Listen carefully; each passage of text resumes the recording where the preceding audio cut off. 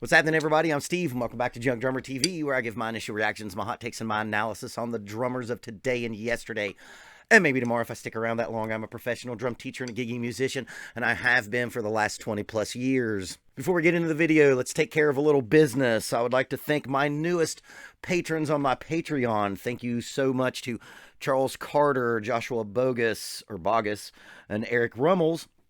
And also, thanks to my first YouTube community member, Nick Poe. That's right, I now have the join button. Go ahead and check it out if you'd like. Today's episode is a viewer-sponsored video. We do like capitalism around here, so if you'd be interested in sponsoring a video, hit me up. I'm open for business. This goes out to you, Des H. And Des H suggested one of my favorite drummers in one of my favorite bands. In the South, we have a saying, it's don't throw me in that briar patch. And it's loosely translated to, like, don't threaten me with a good time.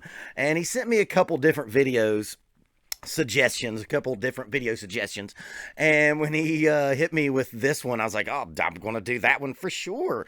I think the three best rock bands in the world right now, and this is just my opinion, and no matter what I say, you're going to bitch about it in the comments, but my favorite three rock bands in the world right now are the Foo Fighters, Arctic Monkeys, and today's subject, Muse. Now, this is going to be an analysis video because I am quite aware of all of Muse's discography, although for some reason I don't remember Space Dementia. That must be an early track. This is off the Hullabaloo soundtrack, so it has to be. I love Dominic Howard. I love Muse. I love Matthew Bellamy, and I love Chris Wolstenholme. Is that how you say it? Wolstenholme? I know they're British. They take some of the elements of past rock bands that I love the most.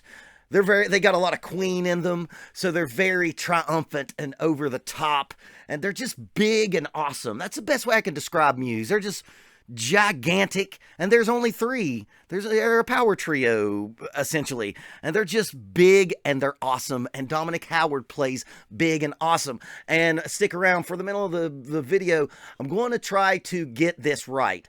I think that Dominic Howard plays like an American drummer, and I'm going to expand on that idea later. So, before we get into it, if you enjoy all this, it would really help me out if you would like, comment, and share. Check out my merch page. Check out my Patreon. I do have that join button down there.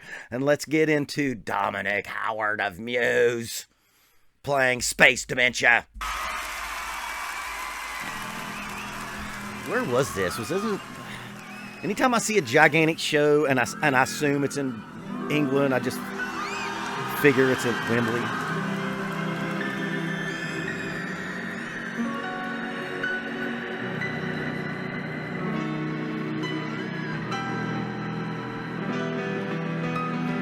I once had a friend who was a violinist, and she was the PR director of the symphony in my state.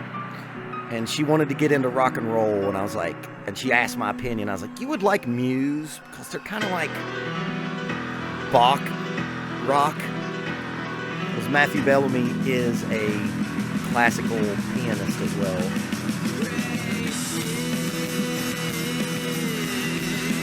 It's louder.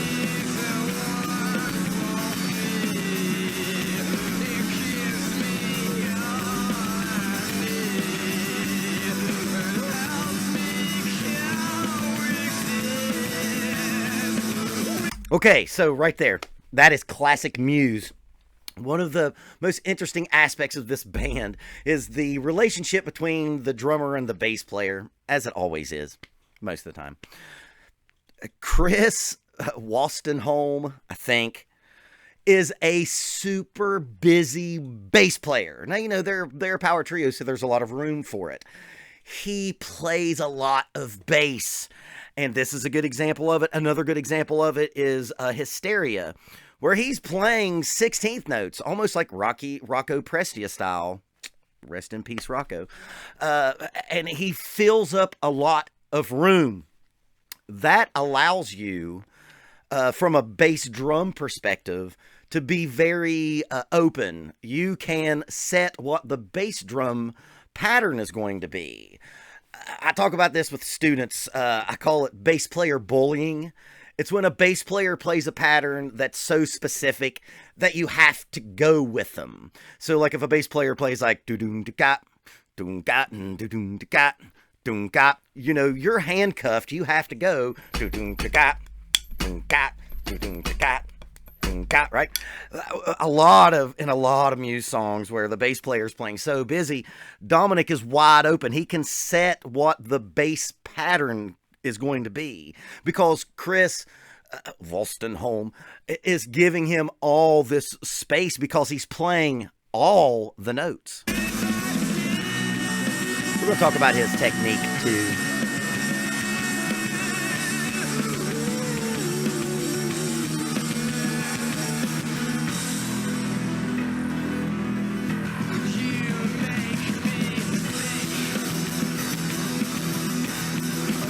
If you are a Muse fan, you know that they are like space robot rock. And that comes out in his feel. We talk a lot about behind the beat, on right down the middle and ahead. Dominic, he will play behind the beat too. Like the very first song on Second Law. But a lot of times he plays right down the middle. And it gives it a dynamic change there, and actually moving the time bit back just a little bit. Of course, he does that after I talk about it. But he plays right down the middle, and it gives it that perfect computer simulation feel. Still human. I'm not saying that he sounds like a drum machine. He does really interesting, like that's just drumming that I love. I know YouTube drum Olympians, you think, oh, it's fucking easy. It is, but it's appropriate and it's very cool.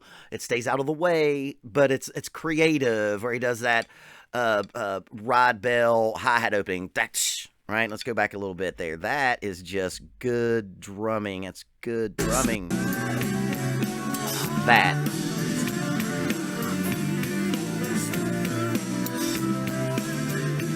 Keeping eighth notes going on in his right foot. I think he's the first traditional left-hand drum set drummer we've had in like 93 videos. We've had lefties that play open-handed.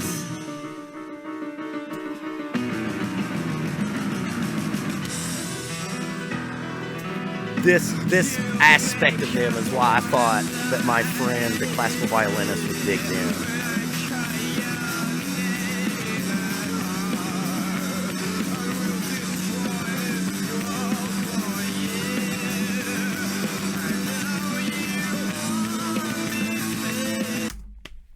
Here's my hot take, and I'm going to try to finally verbalize this. I've been trying to get this concept out to my students for like 15 years, and I've never done it right. I'll probably fuck it up. I'm going to try. And when I say this, I'm not talking about John Bonham, obviously. I'm not talking about Keith Moon, and I'm not talking about any drummer that was in the first wave of British heavy metal or any like metal English drummer. English drummers, and when I'm talking about English drummers, I'm talking about like Rennie from Stone Roses. I'm talking about Phil Selway from Radiohead. The first two drummers of Oasis. What was the second one? Was Steve White or Alan White? One of his brother, the one of the other. You know what I mean? A lot of, especially Britpop drummers, have a very light, tippy-tappy feel. It's not real muscular. Their approach to hitting the drums is not very like muscle. It's very. If you want to know the perfect track that illustrates what I'm talking about, listen to Champagne Supernova. That drum track is what I'm talking about, and it's cool. You can hear. Arctic Monkeys drummer a little bit, although he's a little bit of a heavier hitter. But a lot of Brit pop and the bands that happened right before Muse, the kind of the scene that Muse came out of, Manchester bands, those kind of bands. Those drummers have it's a lot of like kind of limp-wristed, kind of It's just a light tippy tap. I'm not doing a good job. I'm still not nailing this, but it's a light tippy tappy kind of way of playing. Dominic Howard plays like an American.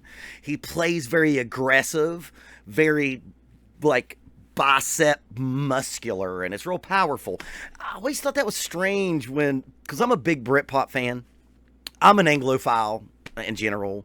I mean, like, I fucking love Doctor Who, and I love like all kinds of British bands, like most of them.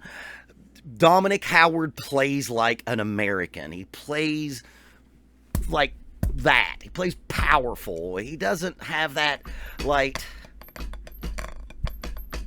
real draggy thing that a lot of the British drummers do. And I've always felt that he was the most American sounding drummer of like any British band. Chops, 30-second notes. We'll talk about his technique in a minute.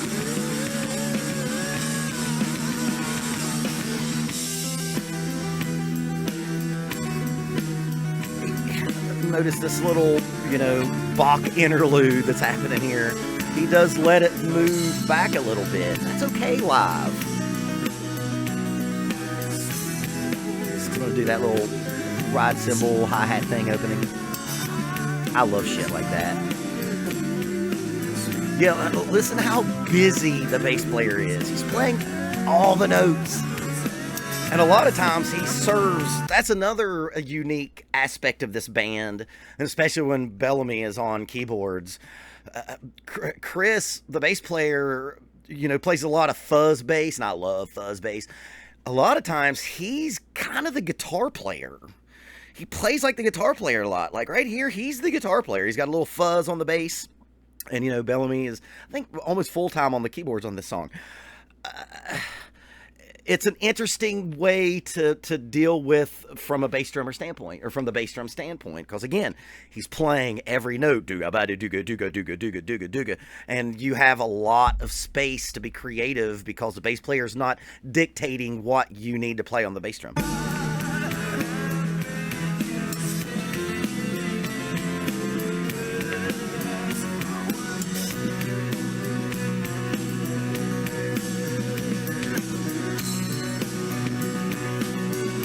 Left-handed drummers just always look weird to me.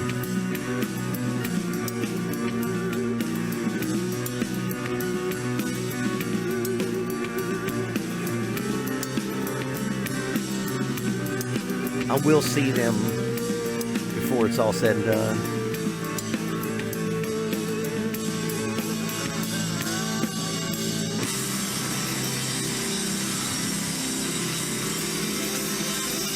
They have just the amount of Queen in them.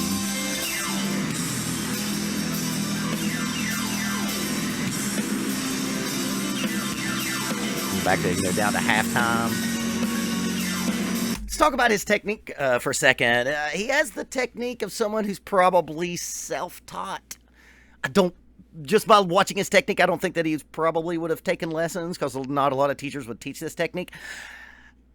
Before I get into talking about technique, I am in no way disparaging the man. I talk about technique in the sense that I'm a drum teacher. People pay me a decent wage to teach them the most efficient way to do things. So if this feels like a criticism, it's not. It's not like what you'd call a traditional technique. So, and all you people out there that talk about like, technique isn't that big a deal, I'll just play whatever. You're probably not as good as Dominic Howard, and you're probably not as good as Travis Barker, more than likely, so you should probably use the best technique that you possibly can to make things easier. Dominic Howard is either a really small dude or plays really gigantic drumsticks, because like it looks like this. He's got a lot of back here. And a lot of drummers, we tend to be back here more and have more weight out front. And he has a lot of wrist in his playing. It doesn't seem like he's using a lot of the bounce. And that actually is a real strong technique, because you're never bouncing. You're never letting the stick just bounce up at you. You're always driving the stick through, and his technique actually helps with, like I said before, sounding like more like an American with that muscle behind it.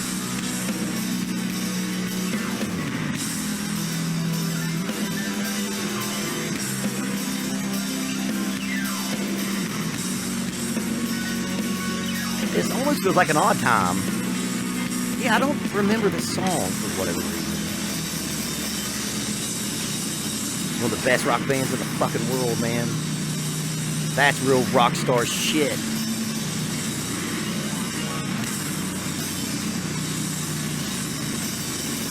Real rock star shit. How does not every British drummer play Premier? I play Premier. Premier's a British company. Des H, that goes out to you, brother. Thank you very much. Man, I was eventually going to get to them because, again, I think they're one of the 3 best rock bands in the world. Arctic Monkeys being the other one, Foo Fighters being the other one. Dominic Howard, man, you're American. You're an American dude. I can tell. Like, I know you're British, but you play like a dick swinging American, if you know what I'm saying. It's the only way I can put it. Dominic Howard Muse, I love them. I hope you all enjoyed this video because I really enjoyed that one. So if y'all did, please check out my all of my stuff. Please like, comment, and share. And obey the second law. Practice. Keep practicing until it's easy.